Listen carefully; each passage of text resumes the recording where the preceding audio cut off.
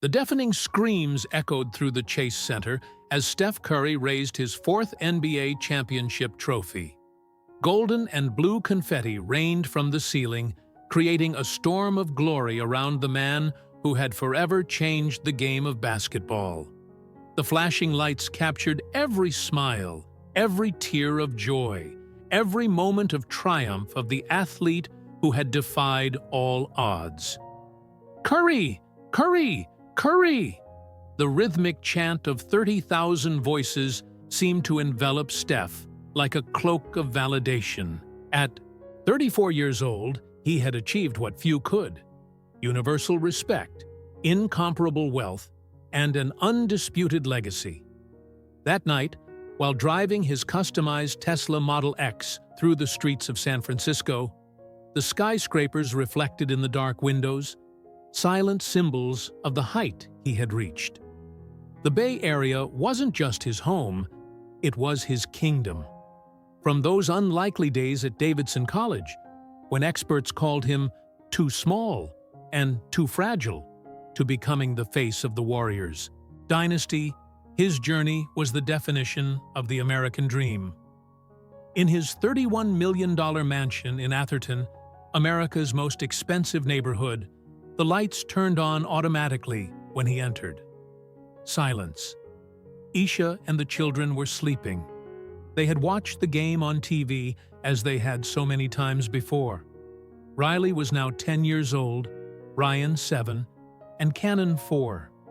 They were growing up while he traveled across the country, from arena to arena, accumulating victories and records. Steph walked down the hallway decorated with framed photographs, him and Obama laughing in the White House, him and LeBron at an all-star game, him and Dell, his father, embracing after breaking the three-point shooting record. Frozen moments of greatness, captured for posterity. His cell phone vibrated, another 200 notifications. Nike wanting to discuss the next line of shoes, Under Armour trying to renegotiate, invitations to talk shows, interview requests, charity solicitations. The whole world wanted a piece of the phenomenon called Steph Curry. The safe was at the end of the main closet, hidden behind Armani suits and custom shoes that cost more than most people earned in a month. Steph turned the dial, feeling the cold metal under his fingers. The heavy door opened effortlessly, revealing the treasure stored inside.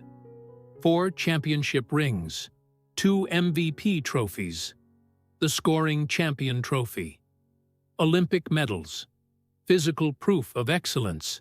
He picked up the most recent ring, feeling its weight. Millions watched on TV when the NBA commissioner handed it to him. Millions envied him. Millions dreamed of being in his place. Steph looked at the full-length mirror next to the safe. The reflection showed everything the world saw. The perfect athlete, the role model, the man who had everything. But his eyes told a different story. Empty. Tired. Searching for something that even he couldn't define. He closed the safe and sat on the edge of the king-size bed, the mattress sinking under his weight. In the next room, he could hear Cannon muttering in his sleep. How many school plays, dance recitals, and birthdays had he missed? The weight of each absence seemed heavier than all the trophies combined. "Is this it?" he whispered to the empty room. "Is this all there is?" On the nightstand, his daily devotional had remained closed for weeks. Beside it, his cell phone continued to vibrate incessantly, a reminder of the outside world that never stopped demanding more. It was on an ordinary Tuesday that Steph realized something was wrong. There was no great epiphany, no dramatic moment, just the growing certainty that, even surrounded by everything money could buy, something essential was missing. The day began like so many others. Wake up at 5:30, individual training at 6:15, physiotherapy session at 8. His body, that extraordinary machine that had made him legendary was beginning to protest. His right knee throbbed, his left ankle, injured 3 times, had never returned to normal. And that pain in his wrist that doctors couldn't explain made each shot an exercise in willpower. "How much longer?" he murmured as the physiotherapist manipulated painful joints. At 34, he was already considered a veteran. Silently, he counted the years, perhaps seasons, that remained before his body finally surrendered. In the locker room, notifications accumulated. "Curry needs to prove he's still elite," said a commentator on ESPN. "The Warriors depend too much on an aging star," proclaimed another. The sports world was relentless. You were only as good as your last game. At home, Isha was preparing dinner when he arrived, earlier than usual. "Dad!" Cannon ran to hug him, his little arms barely reaching his legs. Steph lifted him up, feeling the lightness of that small body, realizing how much he'd grown since... When, exactly?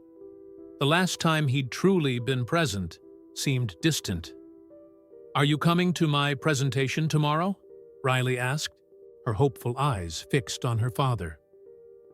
"Presentation?" Steph frowned. Isha's heavy silence from across the kitchen said it all. She didn't look at him, continuing to cut vegetables with unnecessary precision. "My piano recital, Dad. I told you last week. And last month. I've been practicing for 3 months."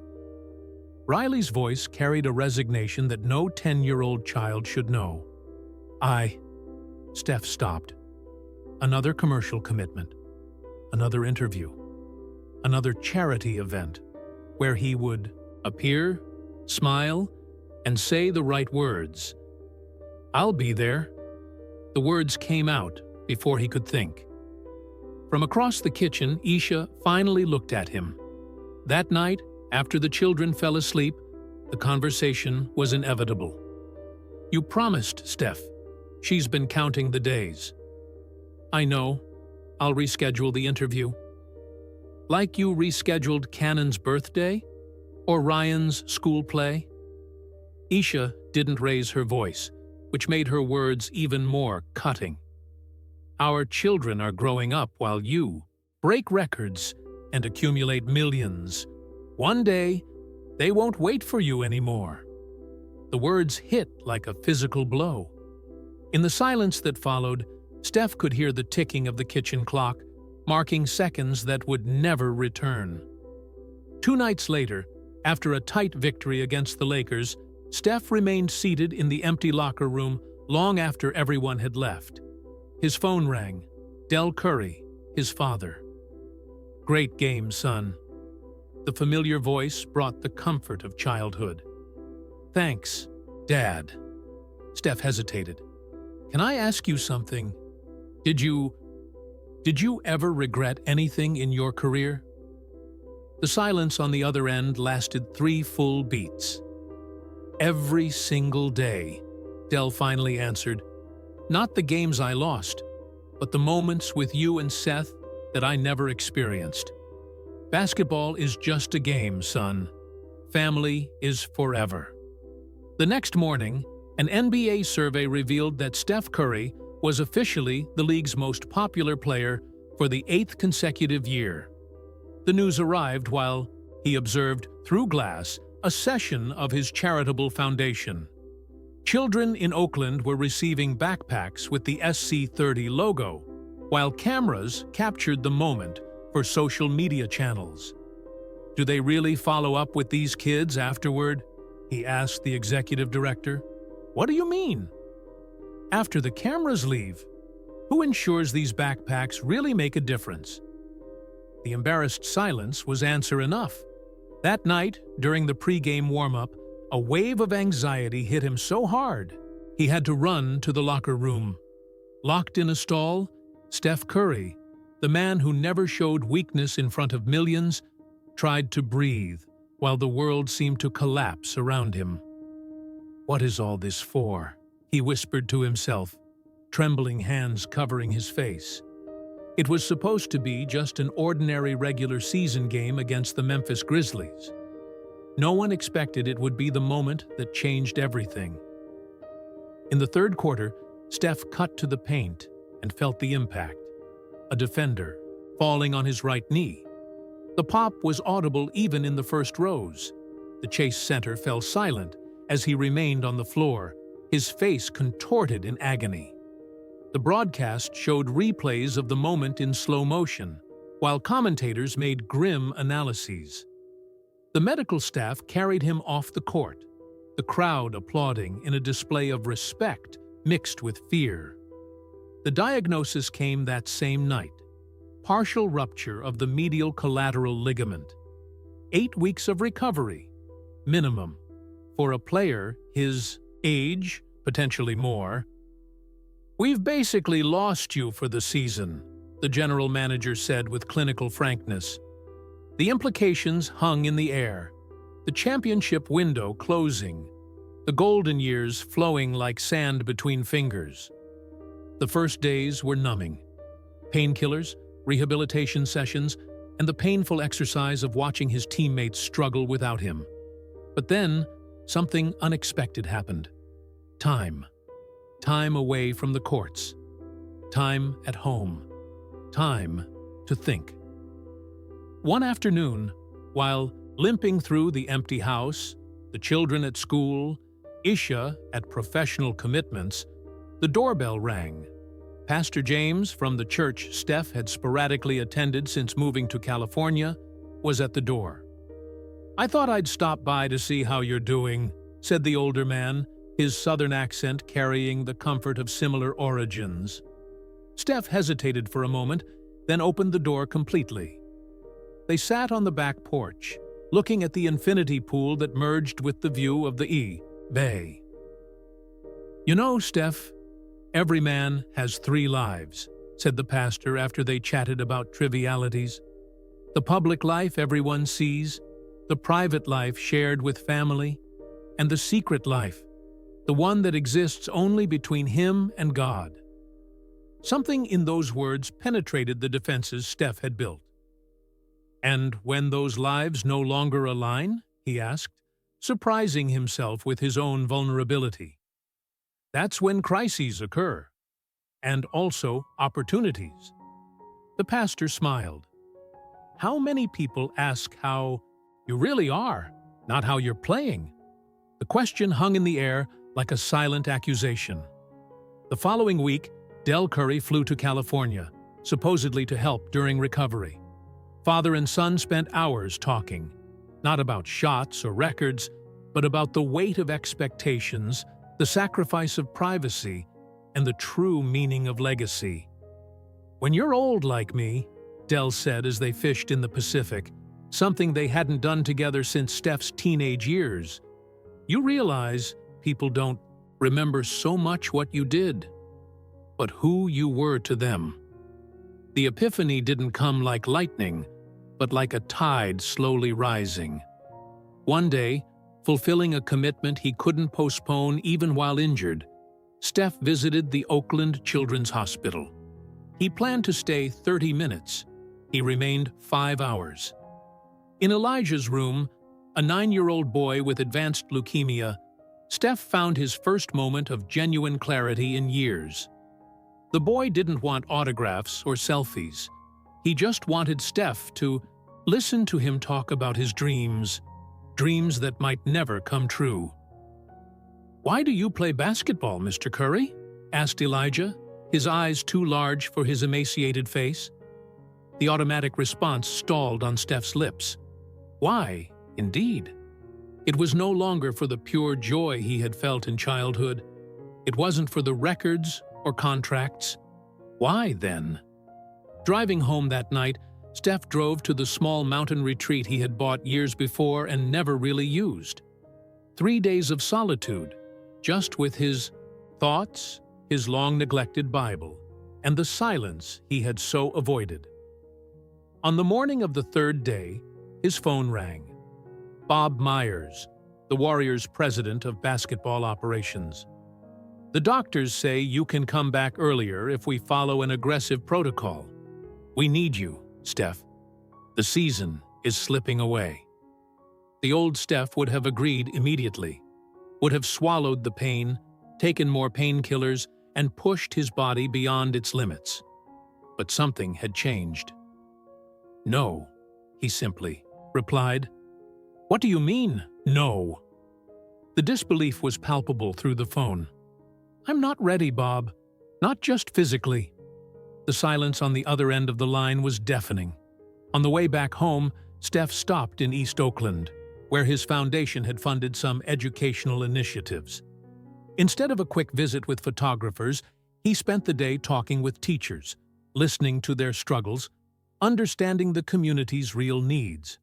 An idea began to form. Not a performative charity, but something that could really change lives. Something that would require not just his money, but his time, his presence, his true commitment. Back at the mansion, he found Isha preparing dinner. She noticed something different in his eyes. "What is it?" she asked, putting the spoon aside. "I think we need to talk," said Steph, "about everything." The press conference wasn't announced in advance. Journalists received only a 2-hour notice. Steph Curry would speak publicly for the first time since his injury. Speculation ran wild.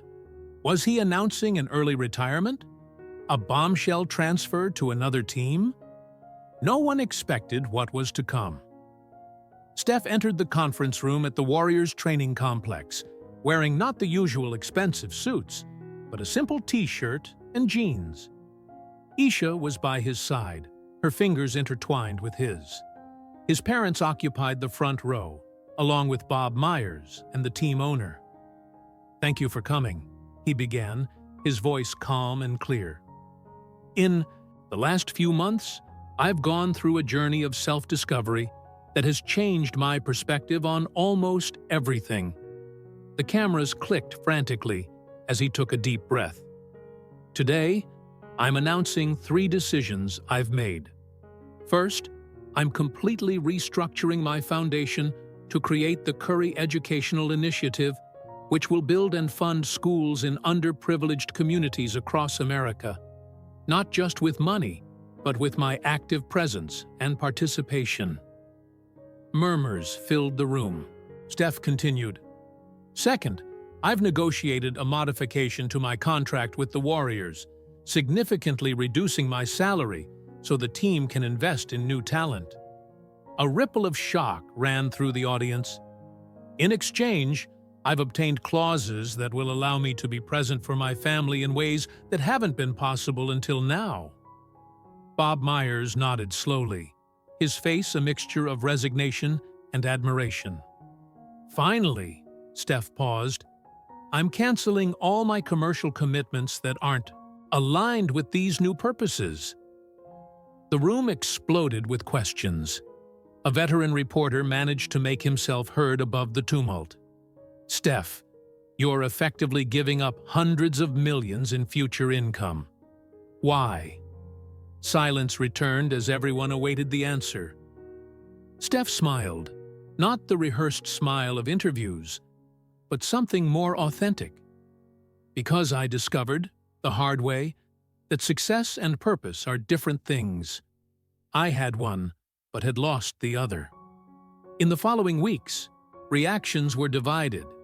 ESPN analysts questioned his dedication to the sport. Financial experts called his decision irresponsible. But for every criticism, there were voices of support. Ordinary people who saw something profoundly human in his choices. On a Saturday morning, 3 months after the announcement, Steph was on a dusty public court in East Oakland. No cameras, no security, just him and 20 teenagers, most from immigrant families who could barely afford proper shoes. "It's not about being the best," he told a frustrated boy after missing a shot. "It's about being better every day, even if no one is watching." The words echoed within him with a truth that the old Steph would never have understood. That afternoon, He arrived home in time to see Riley practice piano.